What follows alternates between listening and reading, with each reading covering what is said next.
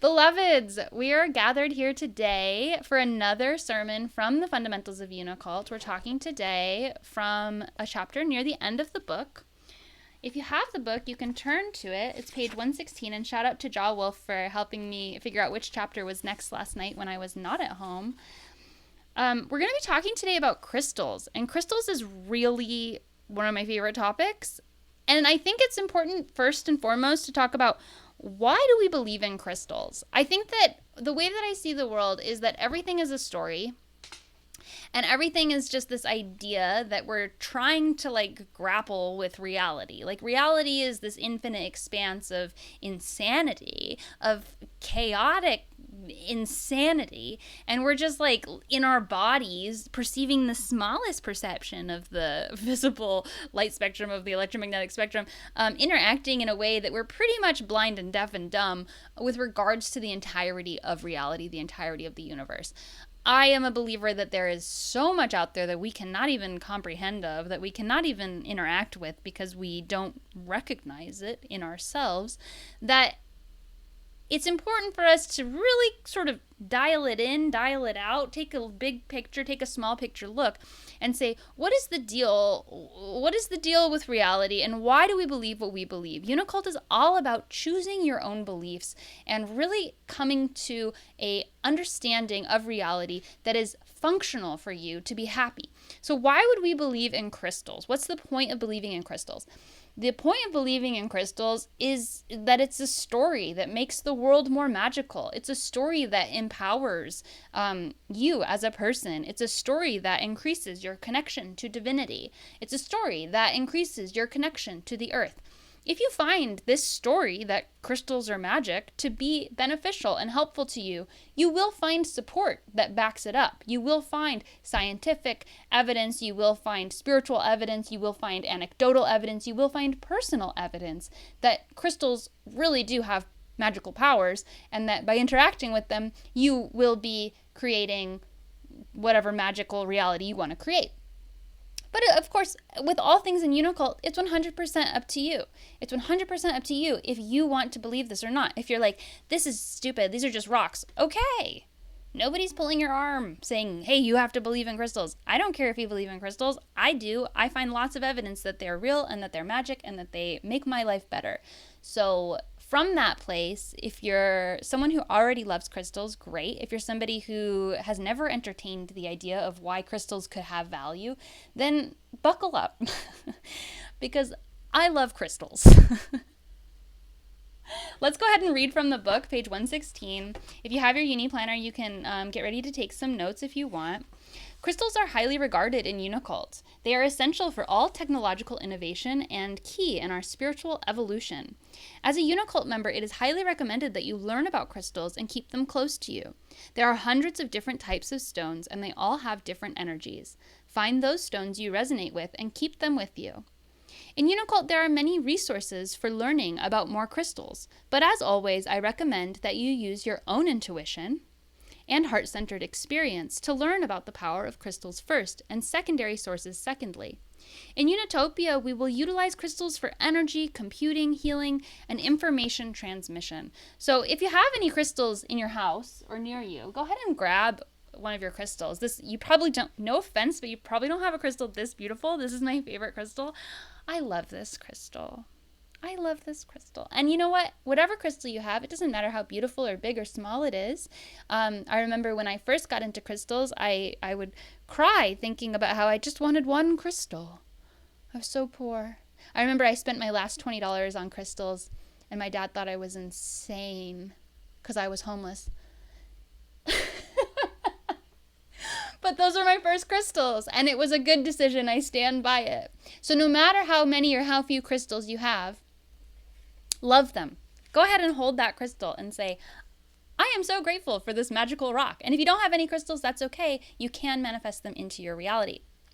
So what's the deal with crystals? Crystals are, okay, first of all, I teach a class on crystals. It's available on Unicult Supply Co. We're going to be transitioning it soon to another platform, so keep your eyes out if you're interested in learning more about crystals than I can possibly give in one sermon. There's 4 classes, and it comes with a certificate of becoming a crystal master. I'm telling you, I love crystals, and I have a lot that I can teach you about them. So if you're interested, the class is really accessible. It does ramp up as you move on. There's the 101, 202, 303, and 404 levels. The 404 level is like, it's insane, but the first couple levels are really, it helps you get to the point where you can understand it. So what's the deal with crystals? Crystals are highly organized molecular structure. That's what makes a crystal a crystal. The molecules are actually organized in a very organized lattice pattern. This makes them have significant properties. All molecular structures, the way that molecular structures are organized gives different properties their properties. So when a crystal has highly organized molecular structure, it creates a certain frequency, energy, resonance. All things are energy, right? We're just talking about physicality, etheric energy. It's the same thing. So the highly organized molecular structure actually allows crystals to transmit and transmute energy in a very unique and specific way. We absolutely utilize this energy every single day in our lives. There are crystal oscillators in every single piece of technology that we use. Your watch, your computer, your smartphone has a crystal oscillator that creates a stable energy for the technology to operate from within. Crystals are also have a very interesting property that is called piezoelectricity. When you squeeze a crystal, it releases a small amount of electrical energy. No joke. This is real. Okay, so when you have a crystal and you're sitting there and you're squeezing it and you're like getting charged up by it, that's real. That's literally, I mean, yeah, it's all real. Like the spiritual aspects are real, but like we're so materially minded, we're so materially focused, we're so science-based, etc. Crystals have so much scientific evidence and scientific background. So if you have your crystal, if you have a crystal with you and you squeeze it and you feel that energy, that is real energy that is being created by the pressure of your hand against the crystal. The crystal is releasing that energy as a piezoelectric response. We also utilize that aspect in technology. What else do we use crystals for in technology? We use crystals to create lasers. Lasers could not exist without crystals. The idea of the universe being a hologram, some would argue, has a lot to do with the presence of crystals. And there are many spiritual beliefs that believe that crystals have, certain crystals have lines etched into them that are from Lemuria, that they knew how to program crystals, almost like we program music into vinyl for a record, right? And that they could program the energy or memories of Lemuria and their data into the crystals, and that we just simply don't know yet how to access them. There's a lot of different ways to approach magical rocks, okay? But the scientific one is the easiest because we're so materially minded. Crystals have immense value in our society. Diamonds are crystals. All of computers have crystals. And whether or not you view them as just rocks or whatever, doesn't matter. When I was driving around a couple years ago, like a long time ago actually, like 15 years ago, 10 years ago, maybe, before I really fully understood everything that I understand now and knew everything, I remember I was with my family and I was in the back seat in like a road trip, and I was looking out the window and I was like, if this world was full of people like me, we would have giant crystals on top of the mountains and on top of the hillsides. And I just knew that, and I just felt it. And I think that as we move forward in our progression with harmonic technologies, we will find that we are able to use crystalline energy to send and transmit harmonic frequencies that allow us to use our earth grid and our energy grid naturally rather than artificially. There's nothing exceptionally wrong with technology the way it stands, except that it's out of alignment with our own bioelectric frequency. It's out of alignment with the Earth's biomagnetic radiance. It's not in harmony. So when we use the raw crystal and the power of our consciousness on top of mountains and hills, we more easily understand and more easily can harmonize our communication efforts with the earth itself, with our bioelectric structures, and we will have more efficient communication technologies. That's my belief. That's just an assumption that I have personally. But let's talk about some of the different properties about crystals. If you're a veteran of crystals, you're going to find this to be repetition, sure, but it might make you see things in a different way. And if you're new to crystals, then this might be very interesting to you. So crystals come in many different shapes. These two are both, this one is not a good example. Hang on. These two crystals are both the way, like these were pulled out of the ground like this. Okay, that pretty amazing, right? Like this one looks like a regular rock. This is a rose quartz, but this is how quartz crystals are formed, and this is a very large one. They usually come. Where's my big one? I don't know where my big one is. I have a big one, and where is that? Very good question. They come in like different. They're like all poking out, you know, and you can see this with amethyst as well. They have all these different. I don't know what they're called, but these, I'm blanking on the name, but these pieces that are all there, and then they sometimes pull them out of the bigger piece and then sell them such as this, and you can get them in large quantities. Okay, so the earth actually creates these just like this, and sometimes they're not as clear, and sometimes they're this clear, sometimes they're not as big, sometimes they're bigger. And there are things that humans do to crystals to change their properties and change their shapes. So before we get into that, let's talk about the way that the earth produces crystals and why it's important. The way that the earth produces crystals based on location, based on energy. Sometimes it's formed through pressure, sometimes it's formed through heat, sometimes it's formed through a meteor striking the earth and then mixing and turning into glass. That's how some crystals are made. And all the different properties that go into making the crystal and the thing that the crystal's made out of ends up creating the type of crystal that it is. And the type of crystal can be seen in the shape and also the consistency and the color.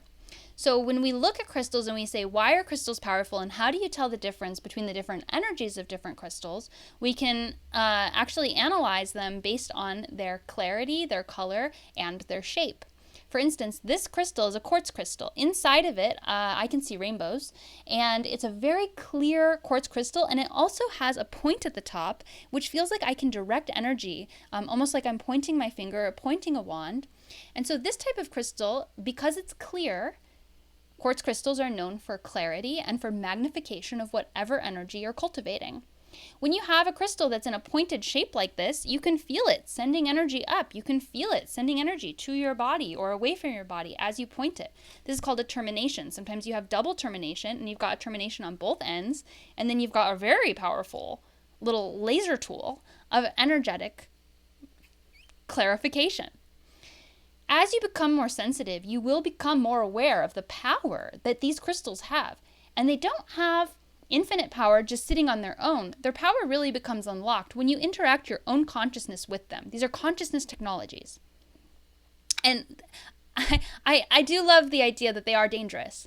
You know, you really do have to be careful with these things. They're very powerful and they can be dangerous. There are some people who get a hold of like moldavite and it changes their whole life, and they're crying on TikTok like, don't buy moldavite. It'll change your life. It's real. These things are powerful. They can have a powerful effect on your body. They can have a powerful effect on your life, and they can have a powerful effect on your spirit. So what's the deal with this one? This is a raw crystal as well. This is how it came out of the ground, but it's not directed in a pointed shape. And it's the color. It's a color pink. Sometimes it looks like salmon. Sometimes it looks like a light, soft, light pink. Sometimes it looks almost dark, almost red. It's so dark. And rose quartz, what this is, it has this shape that usually looks somewhat like a heart. Honestly, that's how I assume my heart looks. And it also has this color that we associate to love and to gentleness and to safety and to unconditional love. And those are the exact properties that come with rose quartz. So these are just two examples of the different ways that you can start intuitively understanding what different crystals have to offer your consciousness based on the shape and based on the color. And then when you want to feel into the power of a different crystal, you can hold it in your hand, either your right or your left hand. Usually if your dominant hand is your right hand, then your receiving hand would be your left hand. So if it's, just figure out which one's your receiving hand. It's your non-dominant hand, and hold it in that hand and let the energy come into your body. And you can even in your mind ask the crystal, what are you here to do? How can I work with you? And you will get an intuitive understanding. You will get an intuitive understanding of what the best way to work with it is. Now let's talk about what humans do to crystals. Sometimes humans make crystals. One of my favorite human-made crystals is called bismuth. It's not human-made always, but it's mostly human-made. I also love human-made citrine. Citrine is just amethyst that's heated up. The earth naturally makes citrine, but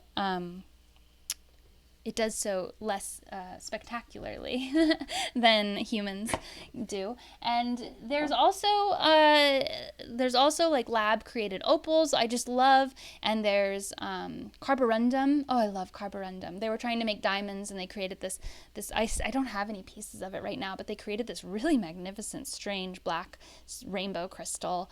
There are lots of different things. They can also take titanium sometimes, and that's the deal with this crystal. They take titanium and they paint the crystal, and then they get these very interesting colors. Sometimes you'll see angel aura quartz, that's what this is. You'll see a blue color that's like really, looks kind of fake. And you'll see an orange color called sunset aura crystals. And that is not a fake crystal. Sometimes it is. Sometimes it's plastic. Be careful. You'll be able to tell if you hold it. But usually it's a real crystal coated in titanium and then heated up to give it that rainbow sheen. And initially, you might feel like, well, it's not natural and I don't want anything to do with it. But the reality is that it's still a crystal. It's just got an attribute onto it that we created. Another way that we do this often is by carving a crystal into a certain shape. For instance, I have a piece of, what is it called? Unicutite? I don't know what this is called. This is a great piece, though, and I've used it for manifesting material reality, money sometimes, and this has been carved. This was not pulled out of the ground in this shape, and it was carved in this way. And a lot of times people will carve crystals into a certain shape without connecting to the consciousness of the crystal, and they will do a bad job creating a flow of energy within the crystal into the piece. So whenever you're buying hand-carved crystals, I highly recommend that you hold them before you buy them. I know it's hard these days with buying everything online, but if you hold these crystals, you'll be able to feel, is the flow of energy actually moving as it's meant to in this shape? For instance, this is a pyramid, and obviously the energy is supposed to flow upward. But sometimes you'll find that they didn't listen to the crystal, and the energy is moving in a different direction, and so the energy, you can feel it cycling around inside the crystal, and it's not flowing in the right direction, and you'll intuitively feel that. Now, sometimes you will have a crystal that has been either carved incorrectly or removed from the earth in a way that was out of alignment with the earth's understanding, right? I had a piece of rose quartz. I don't have any more. I gave it to a dear friend. I had a piece of rose quartz once. It was big. It was beautiful. It was dark pink. It was so loving, but it was wounded. And you could feel that it was wounded because the miners had taken it from the earth in a way that had hurt the earth. And I knew this by holding the crystal. The crystal was not of service to me because it was wounded. And so I had to basically nurse this crystal back to health by sending love to the earth where it had been taken and just healing the energy of the greed that had created the desire to pull it out of the earth before it was ready. It was meant to stay in the earth, but the miners, out of greed, had removed it from the earth without being sensitive to the fact that some crystals need to remain in the earth. Okay, so maybe you have a crystal that is wounded in that way. Maybe you have a crystal that you can feel has been used for weird purposes. Maybe you have a crystal that's carved in a bad way. You can work with that crystal energy just like you would work with a person or a child, and you can heal that energy and you can help redirect it. Oftentimes, if I have a crystal like that, I will meditate with it. I will ask the crystal, what can I do to help you? And then how can I be in service to you? And we will work together to heal that energy. So that is all just exciting ways to work with crystals that are unconventional. Obviously, the conventional way to work with crystals is to have them in your home and meditate with them. You can use them, you can hold them over your different chakra centers and just feel how they feel. You can hold them up to your third eye when you're channeling. That always works. It's truly incredible. If you have a headache or a pain in your body, you can hold the crystal to that pain and you will oftentimes get immense downloads of information. And you want to cleanse your crystals regularly because they do pick up a lot of energy. It's kind of like the same idea of like cutting your hair. Like when your hair is very long, you're carrying the energy of 10, 15 years on your body because that hair has literally been with you, whereas most of the rest of your body rejuvenates. A crystal's energy is similar, where it can hold and contain energy, and you want to be able to clean and clear that energy. You can do this with intention, you can do it with moonlight, and you can do it with salt water. If you have a crystal that is soft, there are some crystals that are soft, such as selenite or labradorite, you're not going to want to put them in water because they might disintegrate. Maybe not immediately, but soft crystals are not good to put in water. So you can bury these in sand and salt. You can bury them in the earth. You can just charge them in the moonlight. Selenite especially does really well just being charged in the moonlight. And you can also charge them in the sunlight if you're interested in that. Really just intuitively feel into what your crystals need. The connection that you have with your crystals is more important than anything that I can possibly say. If you have a million crystals in your house and you don't like them, what good are they to you? If you don't use them, what does it matter? If you have just one crystal and you adore it and you hold it close and you meditate with it, that's beautiful. That's your personal connection to the divine energy of the earth. We will have exceptionally amazing technology in the future that we uncover through our work with crystals. Maybe you are someone who is going to bring that information and that energy to Earth. That can only happen if you sit and meditate with your crystals. Crystals are very good friends. I highly recommend working with them. They are integrated into our technology. They work with our consciousness, and they are dense manifestations of divine earth energy, infinite abundant energy. You can take my class on crystals by going to Unicult Supply Co., looking up the crystal series. Everything you learned here today will be backed up and supplemented and reinforced by those classes. I highly recommend them to anyone who's interested in crystals. If you feel overwhelmed, even if you feel like you know a lot about crystals, I do think that my personal understanding and take on them is a little bit unique. And if you're ever curious about what a crystal, what kind of energy a crystal has, you can just feel it. Like, this is lapis lazuli. It's here to help me channel this sermon in a very clear and concise manner, which I would argue it has done an amazing job. You can either just feel into the crystal, think about the color, the shape, the number of sides that it has, look at it symbolically, and then also you can Google it. You can just look it up on Google and you can work with it and see if your intuition of that crystal matches what the internet says. I don't always agree with the internet explanations. For instance, azurite and malachite, they say that it's good for studying. When I hold azurite and malachite, I feel like I'm on Adderall. So maybe it's good for studying, but it puts me into like a completely different vibration. But for the most part, you can get a lot of information about crystals by Googling their metaphysical properties and then sitting with them and feeling into the energy and feeling if you have a deep connection with them or not. And if you don't, it's fine. Just find another crystal. And I had this one experience when I was working at the crystal shop of this guy. He came in, he was like hard, and he was like, I want a crystal that's going to get me rich. And I was like, okay, like, I guess hold some pyrite, and I taught him about feeling into the crystal. And so I put some pyrite in his hand, and he was like, oh, I'm not feeling it, and I was like, okay. Like, I put some other stones in his hand about money manifesting. And he was like, no, this isn't it. And so finally I put a rose quartz in his hand, and he was like, oh, I love this. And I was like, dude, you don't need to be manifesting money. You need to be manifesting self-love, and it's that kind of experience that really shows you that Crystals are here to teach us what we need, and they're here to help us on our journey to be connected to our true spirit and be connected to what we really need. They are here to help us manifest, and they will only work with you to manifest the things that you truly desire and that you truly need. You will be blocked from manifesting things that don't serve you when you're working with crystals. They are so divine. They are conscious entities. They are technological beings that are here to be your friend. Love them as you would a person, and you will be rewarded. Go to the server on Discord if you're a Unicult member and join in for Unicult.